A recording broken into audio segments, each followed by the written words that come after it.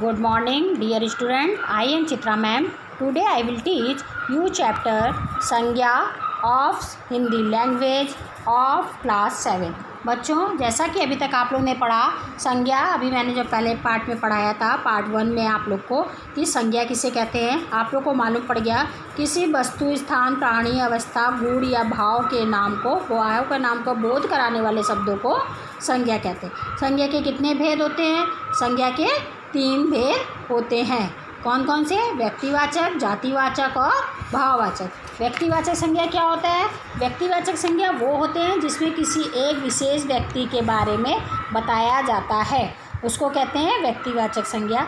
जातिवाचक संज्ञा किसे कहते हैं? जिसमें किसी जाति का, समुदाय का बोध कराया जाता है, उसको जातिवाचक संज्ञा कहते हैं। जैसे विद्यार्थी, फल, सब्जी, ये सब जातिवाचक संज्ञा में आती है।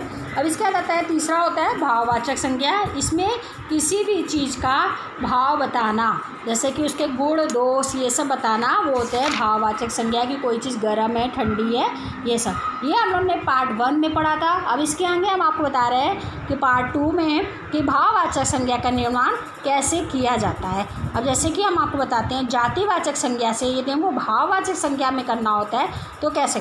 जातिवाचक संज्ञा क्या हुआ? मित्र। और भाववाचक संज्ञा में क्या है? मित्रता। क्यों? इसमें हमको उसका गुण बताना है कि मित्र का क्या गुण हुआ? मित्रता। माता का, स्त्री का, व्यक्ति का, कवि का, इस तरह से हमको यदि किसी भी चीज़ का गुण बताना होता है तो वह भाववाचक संज्ञा में चला जाता है। जैसे डाकू, डाकू का क्या हो जाएगा? डकैत। क्यों डाकू को डकैत कहते हैं? क्यों? क्योंकि वो डकैती करता है, इसलिए उसका भाव। वीर, यदि कोई वीर पुरुष है तो उसको क्या कहेंगे? वीरता, इसका वीरता। इसी तरह चोर का क्या हुआ कार्य? चोरी। इस तरह से इसको जातिवाचक संज्ञा को भाववाचक संज्ञा में बदल देते हैं। जैसे सर्वनामों से भी हम भाववाचक संज्ञा बनाते हैं, भाववाचक बनाते हैं। जैसे अपना क्या हुआ? अपनापन। आप, आपा। निज, निजता। अहंकार। जब किसी चीज़ में आ जाता है तो यह भाववाचक संज्ञा में बदल जाता है। विशेषणों से, विशेषण क्या होता है? किसी चीज़ की विशेषता बताते हैं, उसको भाववाचक संज्ञा में बदलते हैं। जैसे हरा, कोई चीज़ हरा है और बाहर जब हम लोग घास देख रहे हैं वो क्या हुआ? हरियाली। क्या कहेंगे? हरियाली। मीठा विशेषण है और मिठास भाववाचक हो जाएगा। भला, कोई भला इंसान है तो उसका भाव क्या हो? भलाई। वो क्योंकि अच्छा काम करता है, उसकी भलाई, ये उसकी विशेषता हो जाती है। अच्छा, अच्छाई। भयानक, भय, भय क्योंकि डरा हुआ। कठिन, कोई कठिन कार्य कर रहा है तो उसको क्या कहेंगे? बड़ी कठिनाइयों से ये कार्य हो रहा है, उसका भाव क्या दिखाएंगे? कठिनाइयाँ। जब किसी को बहुत कठिनाइयों से कार्य होता है तो वो होता है भाववाचक संज्ञा। अब क्रिया से यदि हमको भाववाचक संज्ञा बनाना होता है तो क्या करते हैं? उड़ान, उड़ना, उड़ना का हो जाएगा उड़ान। फैलाना, फैलाओ। लेना देना, लेन देन। रोकना, रुकावट करना या रुकाना। मिलाना, मिलावट।